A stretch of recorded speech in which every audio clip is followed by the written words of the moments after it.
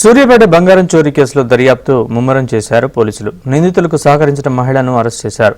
నిందితుల నుంచి 14 తులాల బంగారాన్ని స్వాధీనం చేసుకున్నారు. చోరీ కేసులో మిగతా నిందితుల కోసం గాలిస్తున్నారు.